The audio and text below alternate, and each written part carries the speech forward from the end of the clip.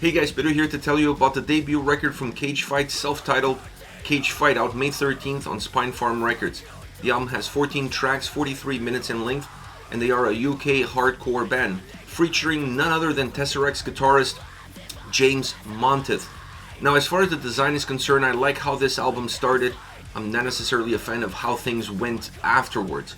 The first 4 songs on this record are interconnected, they're intertwined. You blink and you're on the 4th track. It's really hard to tell where one song ends and where the next one starts. But this gives incredible fluidity to the way the album gets going, and I start to think immediately that the whole record was going to have some sort of mechanisms that would stay very close to this approach. Maybe not necessarily from the first to the last song, but it would have pockets that would merge the songs together, that would give you this sense of continuity, because that would increase the momentum, the flow of the record. Was not the case. After that 4th track, the album starts to overextend itself. It becomes a little chaotic, not in the sound, but in the design and the structure and how the songs coexist with one another. And then you have an interlude track like Cage Fight. Like, I just don't feel like it adds anything to this album. It doesn't add anything to the songs that came before. It doesn't add anything to the songs that come after. I don't mind an interlude, but I like the interlude to play a role that allows you to feel connected with the song that comes after. So almost an intro track to how you kickstart the album somewhere around the middle point. This song doesn't do that, so it feels a little bit out of place in the overall context and the overall design, and even in the overall soundscape that the record offers. Now, being 14 songs, 43 minutes in length, in my opinion, is a little bit too much for a hardcore record. I like a hardcore album to be around the 32, 35, 36, 38 minute mark. To me, the album needs to be a little bit more balanced, needs to be a little bit more cohesive.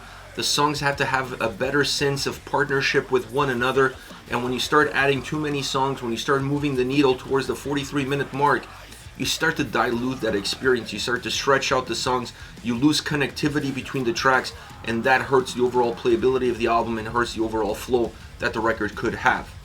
As far as soundscape is concerned, this is a hardcore album, but it's not just a hardcore album that piggybacks off of just one genre or one influence.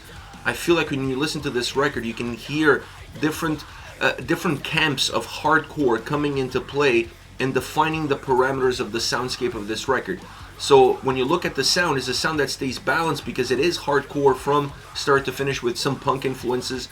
I would say even some thrash influences as well. But the hardcore sound is definitely the spinal cord of the overall soundscape on this album. But the changes or the influences from different camps of hardcore, different styles, bands like Biohazard, Hatebreed, Madball, all of these different styles of bands really define the nuances from song to song and the changes from song to song that allows the record to have life and not necessarily feel repetitive song in and song out, which is a really important aspect of the overall essence of any album. I like the sound quality, I like the aggression, I like how it moves, I like how the elements interact with one another. The bass, for example, while may not pop on every single song, it may not be in your face on every single track, it's undeniable how much it grounds this record, how much it creates shapes around these songs, and it makes the tracks feel a lot more groovier, a lot heavier, a lot better constructed. It definitely adding substance and texture to the overall sound experience. The same thing could be said about the drums. Not overly heavy, not overly powerful, but just powerful and heavy enough in order to create the backdrop that allows the guitars to be on top of it and then have the vocals on top of everything else. So it's a very well structured pyramid style approach as far as soundscape is concerned, with bass and drums really at the base of that pyramid, and then in the middle point you have the guitars, and right at the peak you have the vocals. Now, the guitar sound on this album feels very thick, it feels heavy, it's chunky, it's groovy at times, but there are some absolute killing, slapping riffs from front to back. This album has some incredible jams that when you listen to that riff, it's going to stay with you forever. You're always going to remember that sound, you're always going to remember that essence, but once again, connected to different styles, to different camps of hardcore, and you can see the influences that went into those riffs and therefore into the songs. Adding a solo here and there adds some extra flavor that I really enjoyed throughout this entire record. Now, as far as vocals are concerned, Rachel absolutely kills it. She has an incredible voice, she has an incredible performance throughout the entire album. She really delivers the energy, the aggression, the intensity that the music has and that the lyrics call for. She's the perfect outlet for a record like this. Now, I really enjoyed the clean vocals when they came in. I actually think this album could have used a little bit more of that. Would make the record feel more dynamic vocally, not just one-dimensional, but really stretch out the boundaries. And I feel like the way the songs would work out would definitely have more of an impact. They could become even more hookier, more catchier, because the tracks where she went with clean vocals really stood out from everything else. But maybe using it sporadically is what made those songs stand out. But overall, I really feel like there was room for a little bit more of it. I also enjoyed the layers that they used, having clean vocals on top of harsh vocals and vice versa, sometimes adding a little bit more volume, making the songs feel a little bit bigger. The only aspect of the vocals that I wasn't a huge fan is sometimes going into these gnarly vocals that I didn't feel was really necessary for the sound on this album or for the songs themselves. It was great to see her full range on display, to see everything that she can do vocally from start to finish. But going into that gnarly aspect of her vocal range, while cool, while sounding really interesting, didn't really feel like it matched the soundscape. It didn't really feel like it matched the overall construction of these songs and what the band is trying to do. So I would go less on that, more on the clean vocals, and I think you would find the perfect mix, the perfect balance for what the overall vocal approach on a hardcore album should feel or sound like. Overall, for a debut album, this album has more positives than negatives. Once again, I think they could trim a little bit of the fat. 14 songs, 43 minutes feels a little bit too much of a good thing. The interlude, I wasn't a fan of it. The vocals, once again, a little bit more cleans, less of those gnarly vocals. But overall, I think this album really sets the bar in terms of what they can do going forward.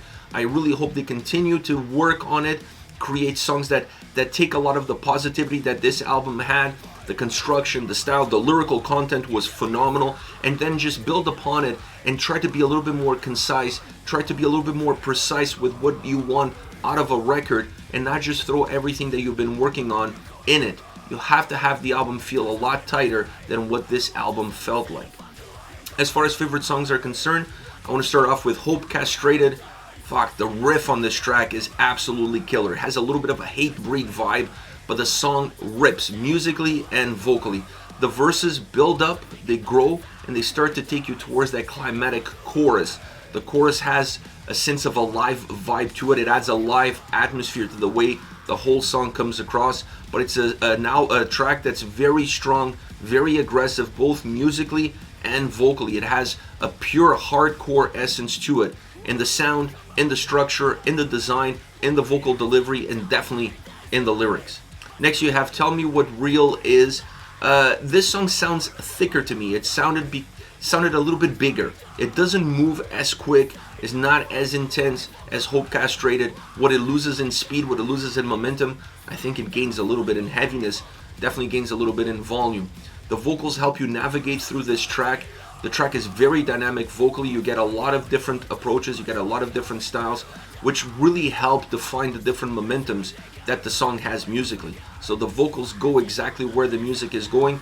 The two interact perfectly with one another, making the track come to life. It's a track that really feels like it's pounding the pavement with each and every single step.